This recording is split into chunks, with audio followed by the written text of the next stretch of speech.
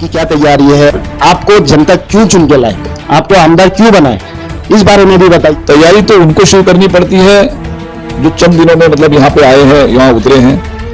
कोई विले पार्ले से आ रहा है, कोई बांद्रा से आ रहा है। महमूद देशमुख पिछले 30-35 साल से सार्वजनिक जीवन में लोगों के लिए काम करते आ रहा है। असेंबली में टोटल कितने वोट है? देखिए 2,60,000 यहाँ पे वोटिंग है। हो सकता है आप भी जीते बाद आप भी घूमने जाए। ऐसा है, मैं आपकी जानकारी के लिए बता रहा हूँ, मेरे पास पासपोर्ट ही नहीं है। पॉलिटिशियनों की जानकारी के मुताबिक वो कहते हैं कि महमूद देशमुख जी हर वक्त एक पार्टी में नहीं रहते। जो लोग बोलने वाले लोग हैं, पहले वो अपने गिरेबान में झांक कर देखे। महमूद देशमुख एक खुददार आदमी है, गद्दार नहीं है। गरीब जनता के हित में आपने कांग्रेस में रहते पर कितना काम किया? मैंने कहा ना, कई आंदोलन किए, धरना किया, मोर्चा किया, लाठीचार्ज खाई। हमने अटल बिहारी वाजपेयी जी के काले झंडे दिखाए थे। जनता ने इस चीज के लिए अप्रोच किया है या कोई बड़ा पॉलिटिशियन ने आपको बोला है कि इलेक्शन में खड़े रहिए? देखिए ऐसा है ना, फिर अभी बोल रहे हो बड़ा पॉलिटिशियन। कौन है बड़ा पॉलिटिशियन? मैं हूं बड़ा पॉलिटिशियन। 6 वार्ड में से कौन सा एक वार्ड बताइए जिसमें आपने डेवलपमेंट के हित में, गरीबों के हित में कुछ काम किए हैं और वो लोगों का फायदा हुआ? मेरी ताकत के हिसाब से मैं लड़ाई लड़ते आया। मैंने आपके भारत नगर में 33-5, 33-10 की लड़ाई लड़ी। भारत नगर वालों के लिए मैंने SRA पे मोर्चा निकाला, भाड़ा में मोर्चा निकाला। ऐसा देखा जाए तो डेवलपमेंट को लेके हर वार्ड में 92, 93, 94, 95, 96 हर वार्ड में कुछ ना कुछ मसले हैं और आज तक ये मसले सॉल्व नहीं हुए। तो आगे सॉल्व होने के क्या चांसेस है? कहावत है ना, रक्षक ही भक्षक बन जाए। जिसकी जिम्मेदारी है, तो रक्षक कौन है, भक्षक कौन है? आपको मालूम है ना, 5 साल पहले जो 5 साल विधायक कौन था? 5 साल में क्या किया उसने? यही चीज 96 वार्ड बहरामपाड़ा जिसे बोलते हैं, आज तक वो डेवलप नहीं हुआ। SRA के चक्कर काट रहे थे, SRA के चक्कर काट रहे थे, उनको कोई रिस्पांस नहीं मिल रहा था। कि क्यों? ये SRA के CEO पे प्रेशर था किसी नेता का कि भाई नहीं, इनको यहाँ पे GBR नहीं होने देना। आप इलेक्शन में खड़ रहे हैं, आप जीतने के लिए खड़ रहे हो या वोट काटने के लिए खड़ रहे हैं? अरे मैं तो समझता हूं कि मेरे वोट काटने के लिए बाकी सब उम्मीदवार खड़े हैं। मैं इस बांद्रा विधानसभा का एक अच्छा ईमानदार विधायक बनने जा आपको सबसे ज्यादा आपकी उम्मीद क्या है कि कहां से वोट आपको ज्यादा गिरेंगे? देखिए ऐसा है, 260 जो पार्ट्स हैं, है ना, वहां पे मुझे हर पॉकेट से वोट मिलेगा, हर समाज के मुझे वोट मिलेंगे, हर जाति के, हर धर्म के लोग। आपके खड़ने से कौन सी पार्टी को फायदा होगा और कौन सी पार्टी को नुकसान? देखिए मेरे सामने कोई पार्टी नहीं है। मैं आवाम की लड़ाई लड़ रहा हूँ और जीतने के लिए लड़ रहा हूँ। मुझे फायदा होगा ये मैं जानता हूँ, किसको नुकसान होगा। जय हिंद दोस्तों, रियल न्यूज ऑफ इंडिया में आपका स्वागत है। मैं सलीम सैयद। आज हम लोग आए हैं 176 असेंबली में, खास करके रिलेटेड इलेक्शन से कुछ बातें जानने के लिए। महमूद देशमुख जी जो कि आमदार की दावेदारी में खड़े हैं और ये एक ग्राउंड लेवल पे काम करने वाली शख्सियत है और पूरे वार्ड के बारे में अच्छी खासी जानकारी रखते हैं, विधानसभा के बारे में पूरी जानकारी रखते हैं।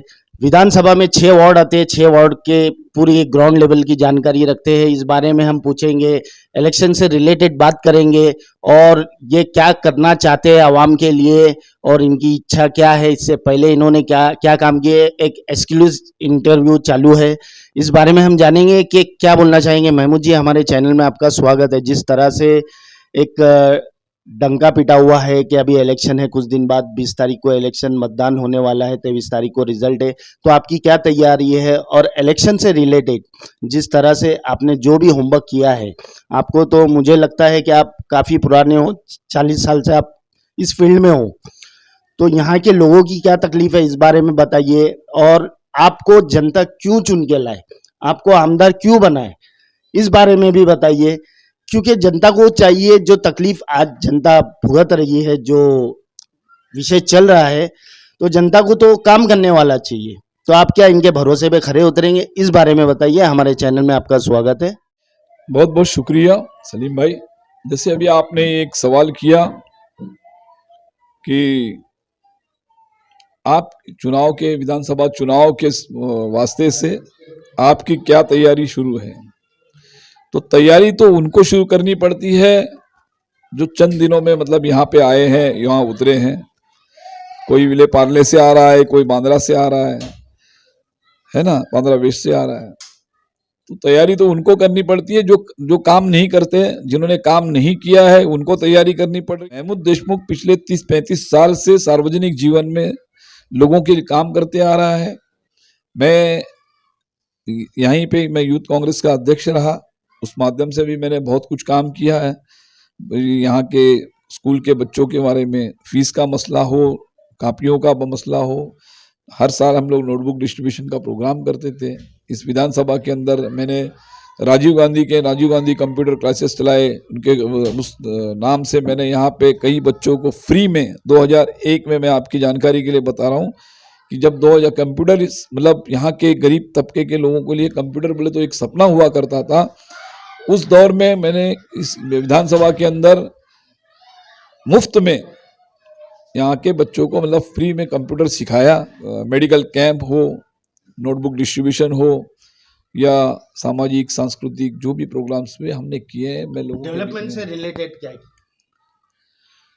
देखिए, डेवलपमेंट की बात अगर करेंगे कि सबसे पहली बात तो बांद्रा ईस्ट में सबसे बड़ा मुद्दा डेवलपमेंट का ये है। अच्छी तरीके से जानते हो बांद्रा ईस्ट के अंदर सबसे बड़ा मसला अगर कुछ होगा वो डेवलपमेंट का, क्योंकि 70% लोग यहाँ पे झोपड़पट्टी में रहते हैं और झोपड़पट्टी के नाम पे वोट तो बहुत आसानी से लोग ले लेते हैं, लेकिन झोपड़पट्टी के लोगों को वो लोग हमेशा के लिए मतलब झोपड़पट्टी में ही रखना पसंद करते हैं। वो इसकी वजह यह है कि एक झोपड़पट्टी को वोट बैंक के तौर पे इस्तेमाल किया जाता है, क्योंकि आपने देखा होगा कि जब चुनाव आते हैं तो बिल्डिंगों के लोग जो हैं, जो बिल्डिंग में रहने वाले लोग हैं वो बाहर नहीं निकलते। सर झोपड़पट्टी के लोग जो हैं, स्लम में रहने वाले लोग ही मतलब मेजोरिटी के अंदर बाहर उतरते हैं और वोट देते हैं। तो नेताओं क्या करता है कि नेता ये देखता है कि ये तो हमारी वोट बैंक है, तो इनकी जो जरूरत है अगर ये पूरी हो जाएगी तो ये शायद हमारे साथ में कल नहीं आएंगे, तो उसको उसी हालात में ये रखता है ना। यहाँ पे कहते हैं ना वो इधर गुड़ लगा के कोनी पे, तो ये कई सालों से हम देखते हैं। आपने एक सवाल किया कि महमूद देशमुख जी, लोगों ने आपको क्यों चुन के देना चाहिए, ये बहुत अच्छा सवाल मुझे लगा। मैं आपकी तारीफ जितनी करूं उतना कम है, क्योंकि इस तरीके से बेबाक सवाल करने की हिम्मत एक अच्छा पत्रकार कर सकता है और इसका जवाब भी एक अच्छा नेता ही दे सकता है। अब मैं तो यही कहूंगा ये सवाल हर उम्मीदवार से जनता ने पूछने की आवश्यकता है। बांद्रा विधानसभा के एक जो जनता है, जो नागरिक है, जिसके वोट की वजह से एक विधायक बनने वाला है, वो हर जिम्मेदार नागरिक ने ये सवाल करने की आवश्यकता, वो महमूद देशमुख होगा या और जो भी उम्मीदवार, लोगों ने ये सवाल करना चाहिए कि भाई आप उम्मीदवार बन रहे हो, विधायक बनना चाहते हो, एमएलए बनना चाहते हो, किस लिए? कि मर्सिडीज गाड़ी में घूमेंगे, बीएमडब्ल्यू में घूमेंगे, है ना, लंदन, अमेरिका, मलेशिया, मॉरिशस घूमते रहेंगे, इसलिए हम आपको जिताए? नहीं, लोगों ने ये सवाल करना चाहिए कि आप हमारे लिए क्या करोगे। हो सकता है आप भी जीते बाद आप भी घूमने जाए। ऐसा है, मैं आपकी जानकारी के लिए बता रहा हूँ, मेरे पास पासपोर्ट ही नहीं है, मैंने पासपोर्ट ही नहीं बनाया, और मेरा ये कहना है कि मेरे घर को दरवाजे नहीं है, 24/7 मेरा घर खाली खुला है, और मैं ये चुनाव जो है ना ये आते रहेंगे जाते रहेंगे। मैंने कहा ना पिछले 35 साल से लगभग पिछले 35 साल से मैं लोगों के बीच में हूँ। कुछ पॉलिटिशियनों की जानकारी के मुताबिक वो कहते हैं कि महमूद देशमुख जी हर वक्त एक पार्टी में नहीं रहते, वो पार्टी बदल देते, तो इसमें क्या मसला है? ऐसी क्या डिस्प्यूट हो जाता है जिसके वजह से आपकी नाराजगी उभर के आती है, खास करके इलेक्शन के करीब? ऐसा है ना, ये जो लोग बोलने वाले लोग हैं, पहले वो अपने गिरेबान में झांक कर देखे। महमूद देशमुख एक खुददार आदमी है, गद्दार नहीं है। क्या अभी बात आप करेंगे पार्टी की, तो है ना, मैंने पूरी जिंदगी कांग्रेस में दी है, मेरे इतना यहाँ पे कोई सीनियर नहीं है। सुनिए, और जो लोग ये कहते हैं ये चाटुकार लोग हैं, और चाटुकारिता को अगर आप कहेंगे कि वो उसको लॉयल्टी होती है ना, तो ये उनकी लॉयल्टी है कि ये चाटुकारिता में जिंदगी निकालते हैं। मैं खुददारी में रहता हूँ। कांग्रेस पार्टी के लिए मैंने जितने केसेस लिए हैं, है ना, इस बांद्रा विधानसभा के अंदर, एक बंदा अगर आप बता देंगे कि जिसने केस लिया होगा। किसी पे इल्जाम लगाना बहुत आसान होता है ना। महमूद देशमुख ने 1 रुपया किसी से लिया नहीं। कोई नेता ये नहीं कह सकता कि मेरे से 1 रुपया महमूद देशमुख ने चुनाव में लिया है। ऐसा है कि मैं नेता चुनना चाहता हूं, सुनिए, दलाल नहीं चुनना चाहता।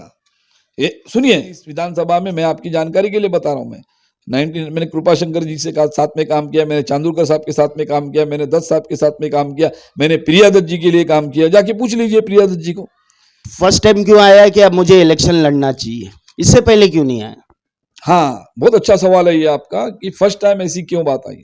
आपने देखा होगा, आज आकर जाकर कांग्रेस वालों से पूछ लीजिए। मैं कांग्रेस में था, कांग्रेस वालों की ये मांग थी कि हमको स्थानिक उम्मीदवार मिलना चाहिए, है ना। 2019 के अंदर जद्दोजहद किया कांग्रेस वालों ने, लेकिन पैराशूट से कैंडिडेट लाके डाल दिया। गरीब जनता के हित में आपने कांग्रेस में रहते पर कितना काम किए? मैंने कहा ना, कई आंदोलन किए, धरना किया, मोर्चा किया, लाठीचार्ज खाई। हमने अटल बिहारी वाजपेयी जी के काले झंडे दिखाए थे। उस वक्त हमने, ये मेरा हाथ फ्रैक्चर हुआ था इसी हाईवे पे, है ना, वो किसी को दिखाई नहीं देता, वो नहीं दिखाई देगा क्योंकि ये चाटुकार लोग हैं। मैं खुद तो आपको जनता ने इस चीज के लिए अप्रोच किया है या कोई बड़ा पॉलिटिशियन ने आपको बोला है कि इलेक्शन में खड़े रहिए? देखिए ऐसा है ना, फिर अभी बोल रहे हो बड़ा पॉलिटिशियन, कौन है बड़ा पॉलिटिशियन? मैं हूं बड़ा पॉलिटिशियन। मैं खुद, मैंने कहा ना आपको, मैं किसी की गुलामी नहीं करता, मैं सच का साथ देता हूं।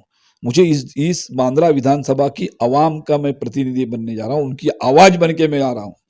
अभी आपने कहा ना कि आप क्यों चुनाव लड़ना चाहते हो, मैं इस आवाम की आवाज बन के लड़ना चाहता हूं। डॉक्टर बाबा साहेब आम्बेडकर जी ने इस देश में संविधान दिया और ये कहा गया था कि आप इसके आगे बैलेट पेपर से नेता बनेगा, राजा जो बनेगा वो किसी रानी के पेट से पैदा नहीं होगा, तो बैलेट पेपर से राजा बनेगा। आज क्या हो रहा है, बाप एमएलए है, बाप नहीं लड़ रहा है तो बेटी लड़ रही है, बेटा है तो बेटा लड़ रहा है, बेटा नहीं है बेटी है तो बेटी लड़ रही है, बेटी नहीं है तो दामाद लड़ रहा है, दामाद नहीं तो साला दामाद का भाई लड़ रहा है ना। मतलब ये क्या है, ये तुम्हारी जागीर बन गई है, ये लोकतंत्र है?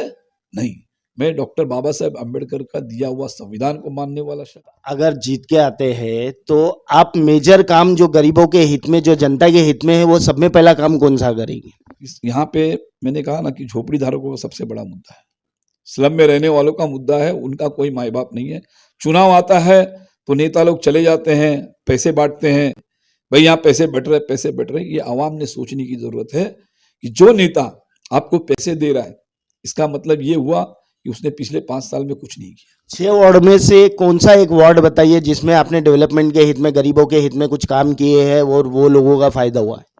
देखिए ऐसा है ना कि मैं एक आम आदमी हूँ, है ना, मेरी ताकत के हिसाब से मैं लड़ाई लड़ते आया। मैंने आपके भारत नगर में 33-5 33-10 की लड़ाई लड़ी। भारत नगर वालों के लिए मैंने एसआरए पे मोर्चा निकाला, माड़ा में मोर्चा निकाला, है ना। अगर मैं विधायक होता तो मैं स्टंट नहीं करता फुटपाथ पे बैठ के, मैं सीओ को बोलता ये पॉलिसी है, ये नोटिफाई गैजेट है ना, ये गैजेट माड़ा जो गैजेट है, ये लेआउट जो है वो माड़ा लेआउट है, इसके अंदर 33(5) के तहत डेवलपमेंट होना चाहिए।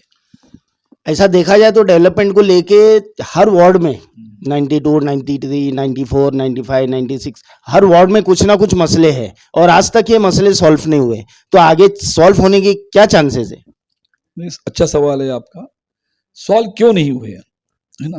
कैसा हो, जब भी कहावत है ना, रक्षक ही भक्षक बन जाए, जिसकी जिम्मेदारी है। तो रक्षक कौन है, भक्षक कौन है? आपको मालूम है ना, 5 साल पहले, जब 5 साल विधायक कौन था, 5 साल में क्या किया उसने, बताइए ना। 4.5 साल तुम बंबई के बाहर निकला, तुमने बंबई इंडिया के बाहर तुमने निकाला है, कि लोगों के लिए क्या किया है? कुछ नहीं किया। आहिस्ते आहिस्ते डेवलप तो हो रहा है, लेकिन फिर भी आज गरीब जनता परेशान है। गरीब जनता को वो लोगों का हक नहीं मिल रहा है। जहाँ रीडेवलपमेंट होना चाहिए वहाँ एसआरए हो रहा है, और जहाँ एसआरए का काम है वहाँ पे शिफ्टिंग दी जा रही है। तो आपके आने से ऐसा क्या बदलाव आएगा?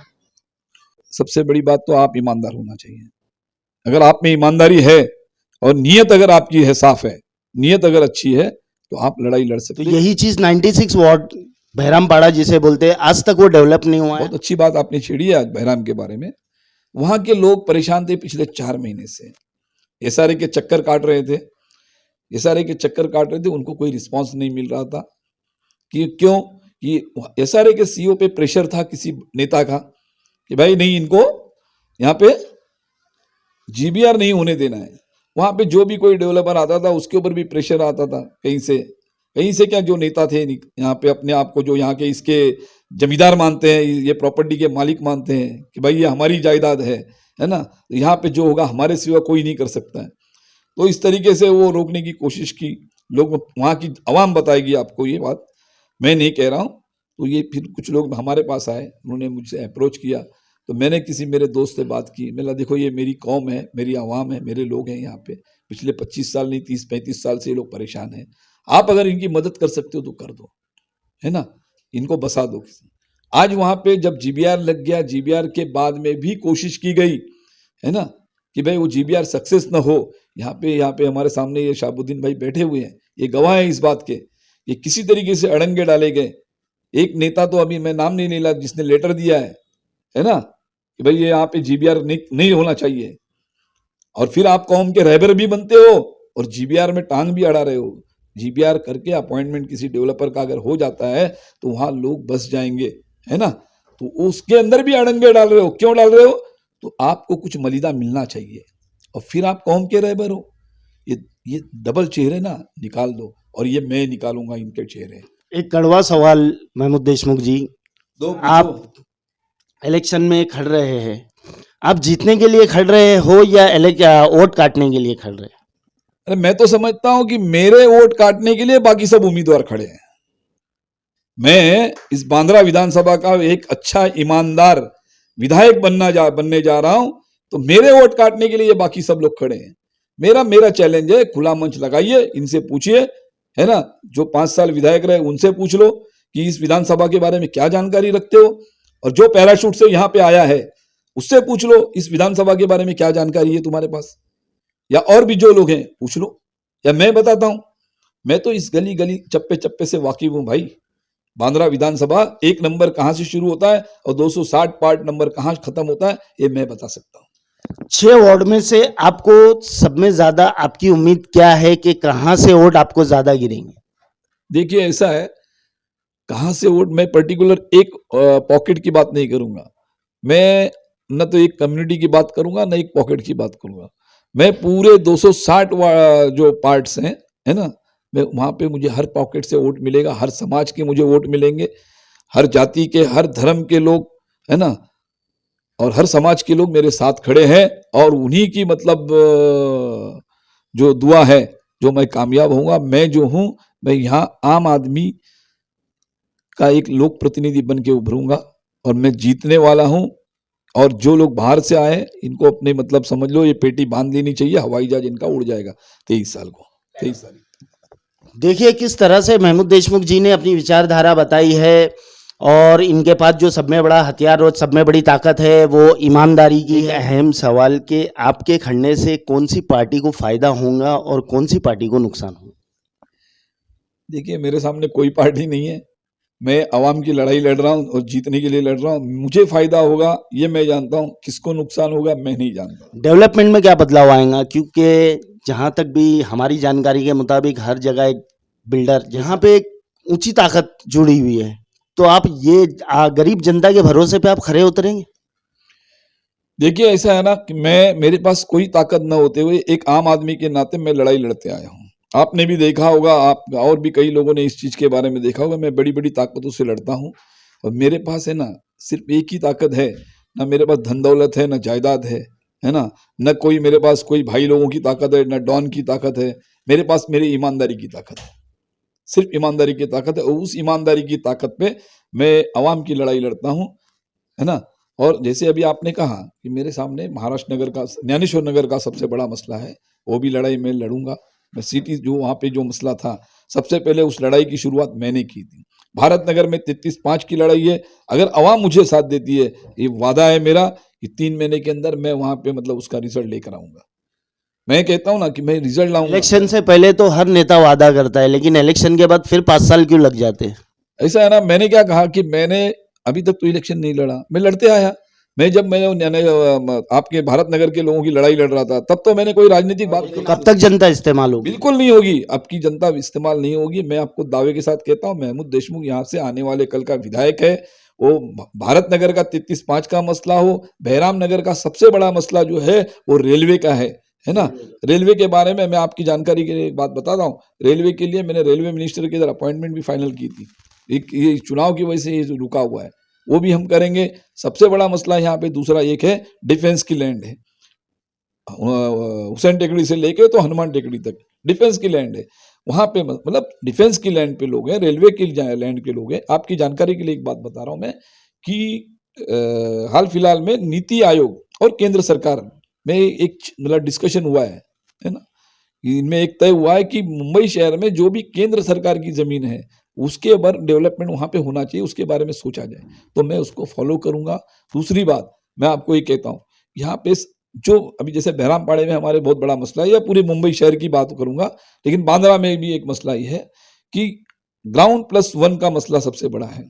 जो फर्स्ट फ्लोर है और जो बरसों से लोग यहाँ पे रह रहे हैं, जिनके पास राशन कार्ड है, अलग से इलेक्ट्रिसिटी बिल है, अगर आप उनका वोट ले सकते हो, है ना, अगर एक वो लोगों को घर क्यों नहीं दे उनको घर क्यों नहीं मिलना चाहिए? तो मेरी लड़ाई ये होगी कि जो फर्स्ट फ्लोर पे जो रहता है और जिसके पास डॉक्यूमेंट्स है, उसको भी पात्र एसआरए में पात्र करके घर मिलना चाहिए। इसके ऊपर मैं ज्यादा जोर दूंगा। आपके असेंबली में टोटल कितने वोट है? देखिए 2,60,000 यहाँ पे वोटिंग है। 50% मतलब लगभग वोटिंग होता है। 1,30,000, 1,26,000, 30,000, 25 वोटिंग होती है। 176 असेंबली विधानसभा जो है, वहाँ की जो जनता है, वहाँ के जो नागरिक है, वो लोगों को आपकी तरफ से क्या मैसेज देना चाहेंगे?